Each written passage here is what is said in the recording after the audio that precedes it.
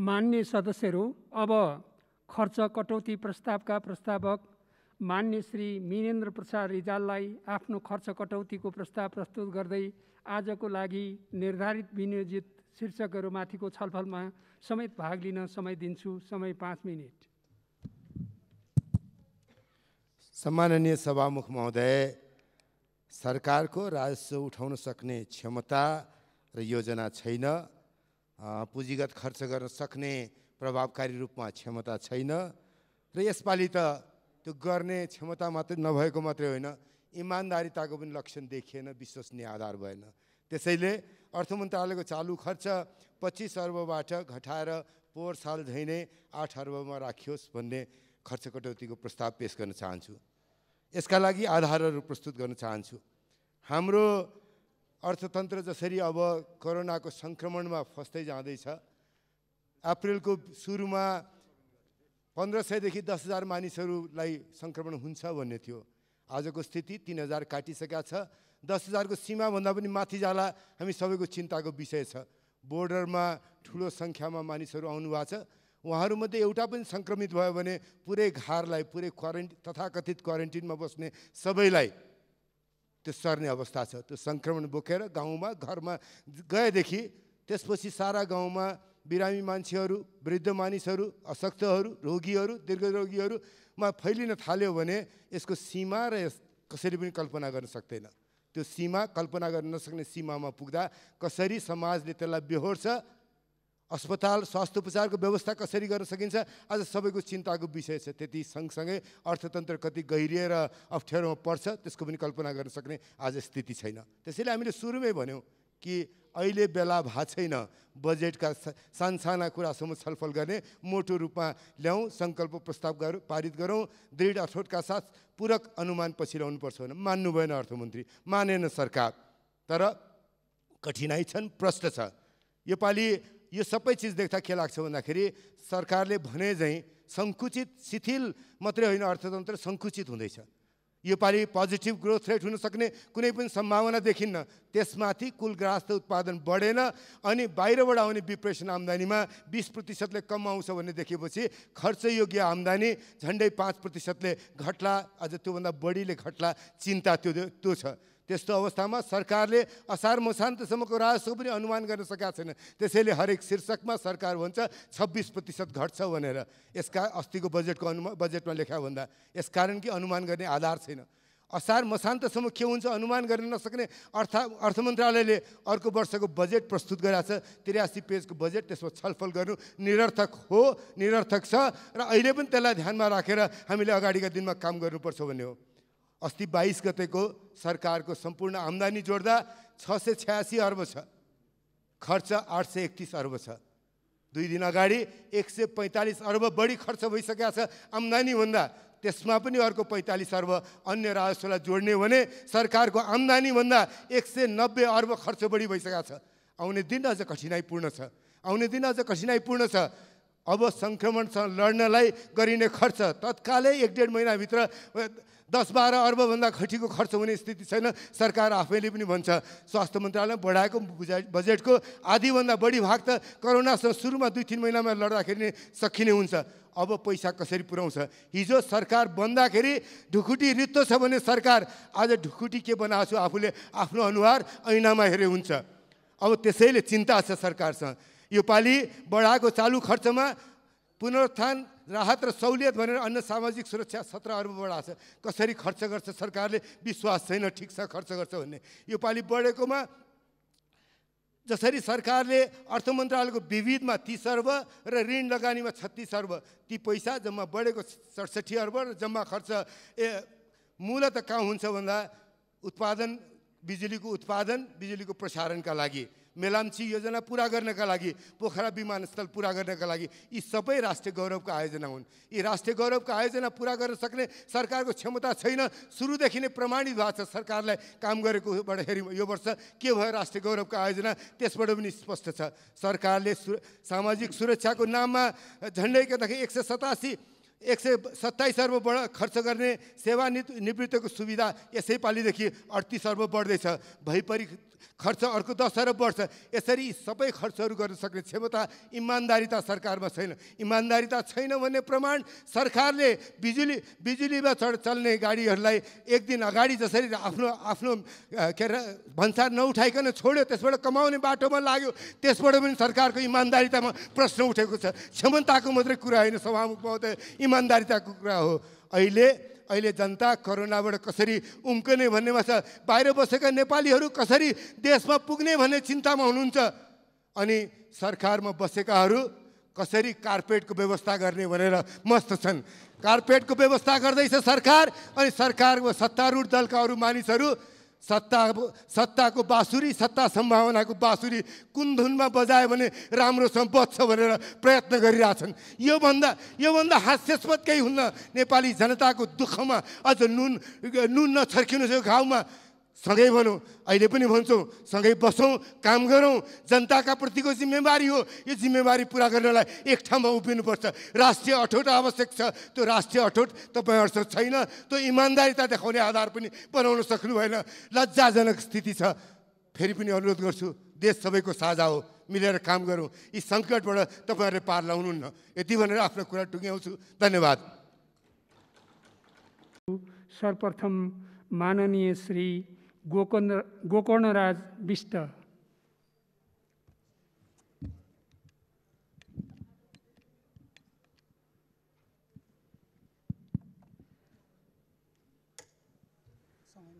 सामान्य सभामुख महोदय, समय 7 मिनट। सामान्य सभामुख महोदय,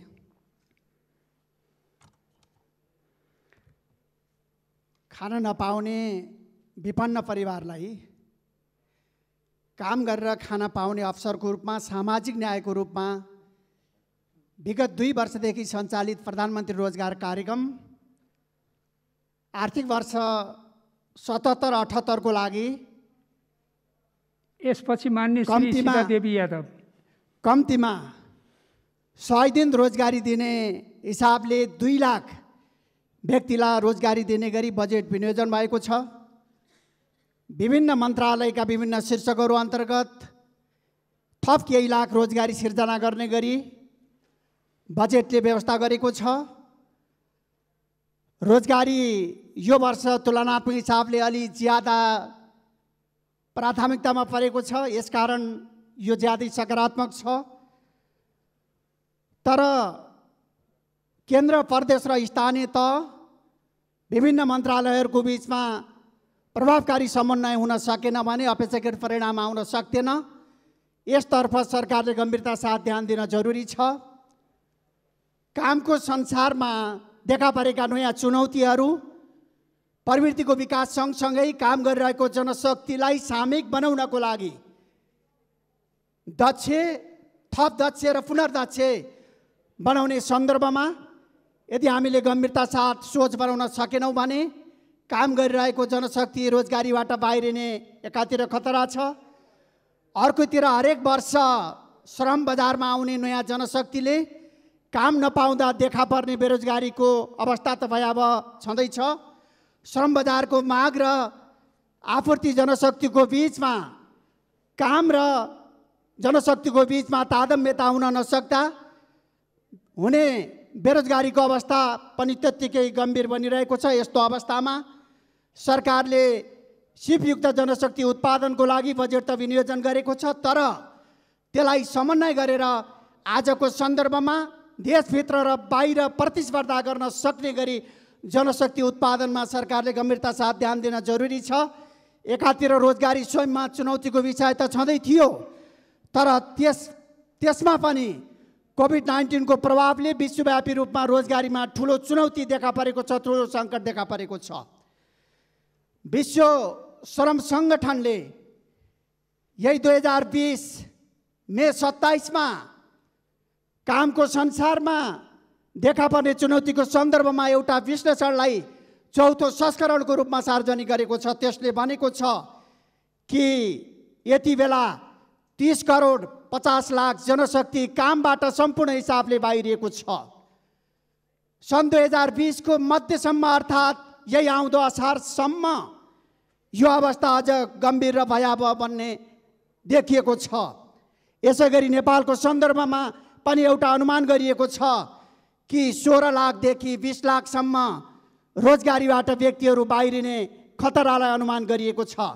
एकातिर नयाँ आउने श्रमशक्तिको व्यवस्थापन, अर्कोतिर भइरहेको रोजगारीबाट बाहिरिने सङ्कट, यसको व्यवस्थापन ज्यादै चुनौतीपूर्ण छ।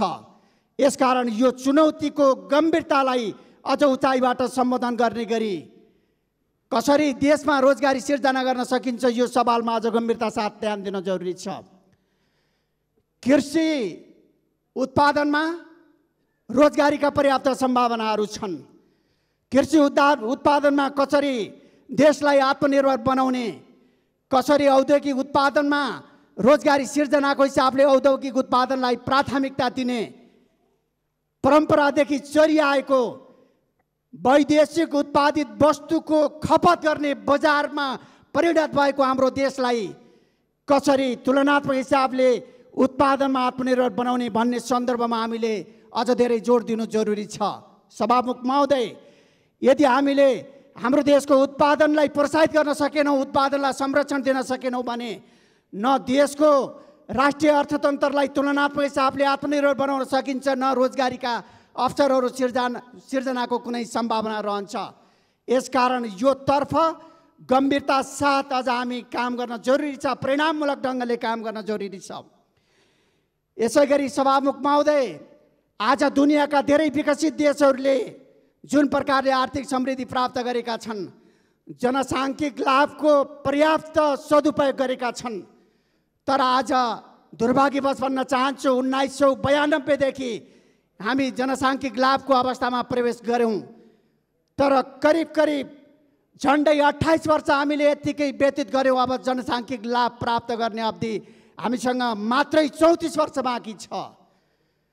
आज दुनियाँका धेरै देशहरूले जुन प्रकारले जनसाङ्ख्यिक लाभको प्रयोग गरे, हामीले त्यो ढङ्गले प्रयोग गर्न सकिरहेका छैनौँ। सन् 2028मा एउटा मार्च 2017मा योजना आयोग र युनिसेफले एउटा संयुक्त अध्ययन गरेर प्रतिवेदन सार्वजनिक गरेका थिए। त्यो प्रतिवेदनले भनेको छ सन् 2028मा नेपाल एजिङ सोसाइटीमा प्रवेश गर्छ, सन् 2054मा नेपाल एजेड सोसाइटीमा प्रवेश गर्छ। अब यस्तो अवस्थामा हामीले जनसाङ्ख्यिक लाभबाट भरपुर उपयोग गरेर फाइदा लिने अवस्था ज्यादै कम छ। संसारमा एजिङ सोसाइटीमा प्रवेश गरेर एजेड सोसाइटीसम्म यो सङ्क्रमणको अवधि फ्रान्सले 115 वर्ष प्राप्त गरेको थियो, स्विडेनले 85 वर्ष प्राप्त गरेको थियो, तर नेपालले मात्रै 26 वर्ष प्राप्त गर्दैछ। नेपाल द्रुत गतिमा यो सङ्क्रमण पार गर्दैछ। यदि ठिक ढङ्गले हामीले यो अवसरलाई प्रयोग गर्न सकेनौँ भने केवल वार्षिक बजेट मात्र होइन, वार्षिक कार्यक्रम मात्र होइन, हामीले दीर्घकालीन सोच, आवधिक योजना, वार्षिक बजेट र कार्यक्रमलाई समन्वय गरेर यो जनसाङ्ख्यिक लाभलाई भरपुर देशको विकासमा, आर्थिक समृद्धिमा प्रयोग गर्न सकेनौँ भने एउटा यस्तो भयावहपूर्ण अवस्था आउनेछ। सभामुख महोदय, 2060सम्म आइपुग्दा आज हामीलाई जनसाङ्ख्यिक लाभ छ। प्रत्येक उत्पादनशील जनशक्ति 11 बराबर एकजना आश्रित व्यक्ति परिरहेको छ, तर अबको 40 वर्ष पछाडि 3.8 उत्पादनशील जनशक्तिको भागमा एउटा आश्रित व्यक्ति पर्नेछ र अबको 80 वर्ष पछाडि सन् 2100मा 1.6% अर्थात् एउटा उत्पादनशील व्यक्तिको भागमा एउटा आश्रित व्यक्ति पर्ने अवस्था अनुमान गरिएको छ। यदि हामीले जनसाङ्ख्यिक लाभलाई ठिक ढङ्गले प्रयोग गर्न नसक्दै हामी वृद्ध समाजमा, वृद्ध नागरिक समाजमा प्रवेश गऱ्यौँ भने देशको अवस्था के होला? एकातिर हामी आर्थिक हिसाबले समृद्ध हुन सकेनौँ भने बाहिरी श्रमशक्तिलाई पनि हामीले प्रयोग गर्न सक्दैनौँ, अर्कोतिर नेपालको जनशक्ति एक उत्पादनशील जनशक्ति बराबर एक आश्रित जनशक्तिको अवस्था विद्यमान रह्यो भने देशको विकासको अवस्था कता जाला? यसकारण यसलाई एकातिर गम्भीरता साथ हामीले ध्यान दिनुपर्ने जरुरी छ भने अर्कोतिर सभामुख महोदय, आज वैदेशिक रोजगारीमा गएका व्यक्तिहरू जो अलपत्र परेका छन् ती अलपत्र परेका व्यक्तिहरूलाई देशमा भित्राउने, रोजगारदाता र गन्तव्य मुलुकलाई उद्धारको लागि जिम्मेवार बनाउने, यदि त्यो नभएको अवस्थामा पनि सरकारले उनीहरूलाई उद्धार गरेर उनीहरूलाई देशभित्र ल्याउने सन्दर्भमा गम्भीरता साथ ध्यान दिन जरुरी छ। यसै गरी श्रमिकहरूको जीवन अत्यन्त गम्भीर र अत्यन्त जोखिमपूर्ण छ। 38% श्रमिकहरू जसले सबभन्दा धेरै घन्टा काम गर्ने गर्छन्, आज ती 38% श्रमिकहरू सबभन्दा बेसी गरिब छन्। आज यो विडम्बनापूर्ण अवस्थालाई सुल्टो बनाउनको लागि सामाजिक न्यायमूलक कार्यक्रम ल्याउन जरुरी छ। समतामूलक समाज निर्माणको लागि कम्तीमा आधारभूत तहलाई माथि उठाउनको लागि त्यो सोचका आधारमा हामी अगाडि बढ्न जरुरी छ। यस दिशामा हाम्रा कामहरू गम्भीरता साथ अगाडि बढ्नेछन् भन्ने अपेक्षा राख्न चाहन्छु।